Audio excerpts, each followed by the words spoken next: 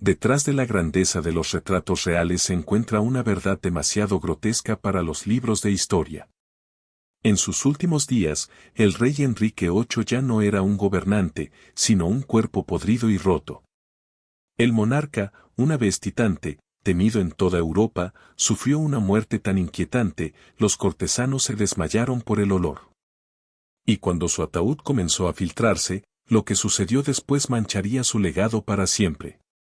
Hoy, descubrimos el incalculable capítulo final de Enrique VIII, una historia de descomposición, paranoia y poder que se desliza a través de las manos moribundas. Henry Tudor nació el 28 de junio de 1491. Cuando ascendió al trono a los 17 años, fue considerado el príncipe más guapo de Europa, alto, atlético, con cabello rojo dorado y majestuosos. Un embajador veneciano escribió que poseía una figura extraordinaria y semblante angelical, superior en belleza para cualquier otro príncipe cristiano. ¿Cómo entonces este ejemplo de virilidad y poder terminó sufriendo una muerte tan degradante? El punto de inflexión fue un accidente que ocurrió en enero de 1536 durante un torneo de justas en Greenwich. A los 44 años de edad, Henry sufrió una terrible caída cuando su caballo se derrumbó sobre él. El rey permaneció inconsciente durante 2 horas y aunque sobrevivió, la lesión en su pierna derecha nunca sanaría por completo. Esta herida se transformó en una úlcera abierta que se separaba constantemente, exhalando un olor fétido que anunció su presencia incluso antes de entrar en una habitación. Fue una humillación devastadora para un rey tan vano. Los cortesanos se vieron obligados a soportar el olor sin mostrar repulsión bajo la pena de enfrentar la ira real. El accidente también marcó el comienzo de una transformación en su comportamiento. Casualmente o no, ocurrió durante el mismo periodo cuando Henry ordenó la ejecución de su segunda esposa, Anne Boleyn, bajo acusaciones fabricadas de adulterio y traición. Algunos historiadores sugieren que la lesión cerebral resultante de la caída puede haber exacerbado las tendencias existentes hacia la paranoia y los ataques de ira. Con una movilidad reducida, el rey comenzó a aumentar de peso rápidamente. Su cintura, que midió 89 centímetros en su juventud, se expandió a más de 130 centímetros. Su peso superó los 180 kilogramos, lo que lo hacía tan obeso que necesitaba ser trasladado entre apartamentos reales utilizando un sistema de polea especialmente diseñado. Los marcos de las puertas en los palacios tuvieron que ampliarse para permitir su paso. La dieta real contribuyó enormemente a su declive. Los registros de la cocina muestran que Henry consumió aproximadamente 5.000 calorías al día, principalmente de carnes rojas con muy poca vegetales. Una cena típica incluyó múltiples tipos de pasteles de carne e impresionantes cantidades de vino y cerveza. Este régimen, combinado con inactividad forzada, aceleró dramáticamente su deterioro físico. Las úlceras en sus piernas empeoraron con el tiempo. Los médicos aplicaron tratamientos que ahora sabemos que eran dañinos: cauterización con hierro caliente, aplicación de mezclas que contenían arsénico y mercurio, y sangría regular que solo lo debilitaba aún más. Las heridas se volvieron tan severas que los huesos eran visibles a través de la carne en descomposición. El olor era tan nauseabundo que su presencia se podía detectar a 3 habitaciones de distancia. A los 49 años, Henry se casó con Catherine Howard, una joven de solo 19 años. Describió este matrimonio como un regreso a la juventud. Sin embargo, la diferencia de edad combinada con su condición física hizo de la unión un espectáculo grotesco. Catherine, incapaz de soportar su esposo deformado y malodoro, buscó consuelo en los brazos de un joven cortesano. Cuando se descubrió el asunto, el rey ordenó la ejecución de ambos. Su último matrimonio con Catherine Parr en 1543 fue más un acuerdo político que romántico. Catherine asumió más el papel de una enfermera que una esposa, cuidando al rey moribundo con una sorprendente dedicación, considerando el destino de sus predecesores. En sus últimos años, Henry sufrió múltiples afecciones médicas. Los expertos modernos creen que probablemente sufría diabetes, gota severa, hipertensión e insuficiencia cardíaca. Algunos sugieren sífilis, aunque este diagnóstico es disputado por muchos historiadores actuales. Esta combinación de enfermedades transformó sus últimos años en un tormento continuo. Los relatos del periodo describen cómo el rey se alternó entre periodos de dolor insoportable durante los cuales gritó y maldijo a todos a su alrededor y momentos de profunda melancolía cuando permaneció inmóvil durante horas. La paranoia de Henry se intensificó junto con su sufrimiento físico. El estadista brillante se obsesionó con las conspiraciones imaginarias, ejecutando amigos cercanos y asesores leales en sospechas infundadas. El terror dominó a la corte como un comentario imprudente o una mirada malinterpretada podría resultar en una acusación de traición. En particular, ordenó la ejecución de Henry Howard, conde de Surrey, solo 9 días antes de su propia muerte. Su miedo al envenenamiento se convirtió en una obsesión. Implementó un elaborado sistema de seguridad alimentaria que requería que los sirvientes prueben cada plato antes de llegar a su mesa. Todos los utensilios fueron inspeccionados meticulosamente. Esta fijación puede haber sido un síntoma de su creciente instabilismo mental o el resultado de golpes menores recurrentes. A medida que se acercaba el final, el sufrimiento de Henry alcanzó niveles casi inimaginables.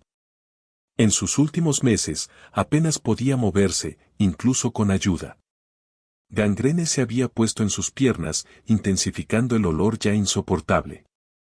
El tribunal real se convirtió en un lugar de miasma y susurros, con cortesanos que cubrían sus narices con pañuelos empapados de perfume mientras se obligaban a permanecer en presencia real. Durante su último invierno en 1546 a 47, la salud del rey se deterioró rápidamente.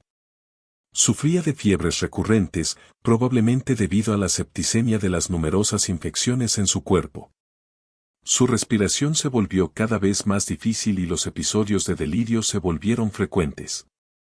Los testigos informaron que durante estos momentos, el rey a menudo murmuró los nombres de sus esposas fallecidas, particularmente Jane Seymour, quien murió después de dar a luz a su único hijo legítimo, y posiblemente Anne Boleyn, cuyo fantasma, dijeron, lo atormentó. Curiosamente, a pesar de su condición obviamente terminal, nadie en la corte se atrevió a sugerir que el rey estaba muriendo. La ley inglesa consideró traición predecir la muerte del monarca.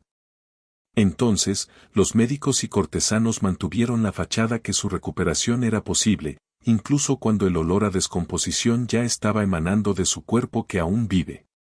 El 27 de enero de 1547, al darse cuenta de que su final estaba cerca, Henry finalmente permitió que el arzobispo Thomas Cranmer fuera llamado a su cama.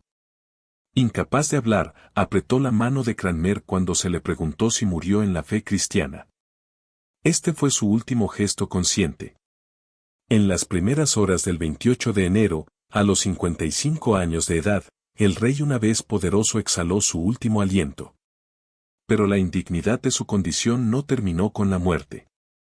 Debido a su enorme tamaño, se tuvo que construir un ataúd especial para contener sus restos. Preparar el cuerpo para el funeral fue un desafío horrible para los embalsadores reales. El proceso de embalsamamiento en ese momento era rudimentario, principalmente implicando la eliminación de vísceras y llenando las cavidades con hierbas aromáticas. Durante los días siguientes, mientras el cuerpo esperaba el funeral del Estado, ocurrió uno de los episodios más macabros asociados con la muerte de Henry. El ataúd, inadecuadamente sellado para contener los gases y fluidos de descomposición, comenzó a filtrarse mientras descansaba en la capilla de la abadía de Cannes. Durante la noche, las cuentas contemporáneas describen una escena inquietante. El líquido cadavérico se extendió en el piso de la capilla donde fue descubierto por perros callejeros que lamieron la sustancia pútrida. Esta historia, registrada por cronistas de la época, representa un final profundamente humillante para un rey que había construido su imagen en torno al poder, la majestad y la autoridad divina. El poderoso Henry, que había desafiado al Papa, redefinió la religión inglesa y envió 2 esposas al andamio, terminó como una masa de carne putrefiada. Su cuerpo violado por los animales de la calle. El funeral finalmente tuvo lugar el 16 de febrero de 1547, casi 3 semanas después de su muerte. A pesar del olor insoportable que emana del ataúd, las ceremonias se realizaron con toda la pompa esperada para un monarca tan poderoso.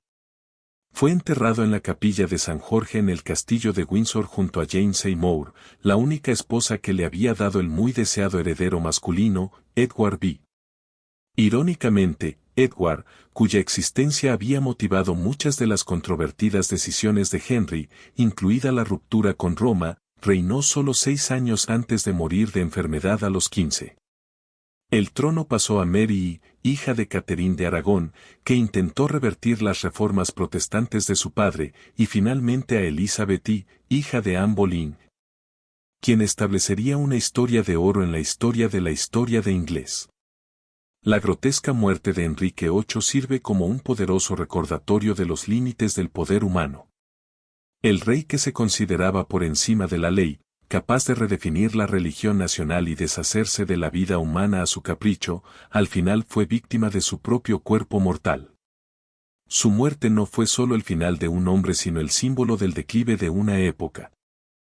La historiadora inglesa Alison Weir escribió, es una de las grandes paradojas de la historia que un hombre que comenzó con tanta promesa, belleza y habilidad terminó como una caricatura grotesca de sí mismo. Atormentado por el dolor físico y la inestabilidad mental, temida y halagada por quienes lo rodeaban, pero rara vez realmente amaban.